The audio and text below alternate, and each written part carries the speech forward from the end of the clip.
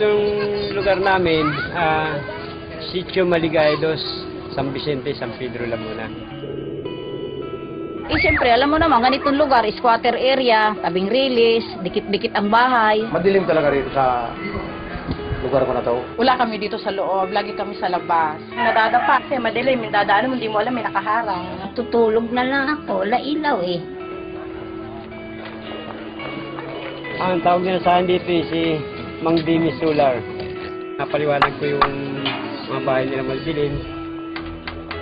Bubutas ka ng yero, lalagay mo yung bote, lagyan mo siya ng sealant, bago lagyan mo siya ng tubig na mineral, lalagyan ng sunrops.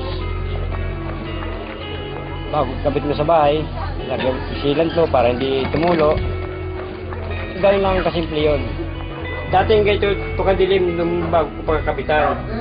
Ngayon, nung kapitan ko na, ito na ang liwanag niya. Yan ang liwanag.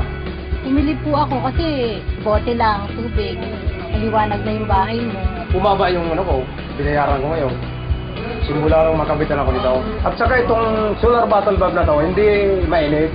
Dahil sa buti na yan, sa solar na buti na yan, gumanda ang araw namin. Ang nalagyan na namin ito ay bali 643. Gusto nga namin tuloy-tuloy para marami nga matulungan mga tao rin na yung maliwanagan mga bahay nila madidilim. Parang katulad na rin ng bumbilya. Dati natin nakakalimutan at pakinabangan na ngayon.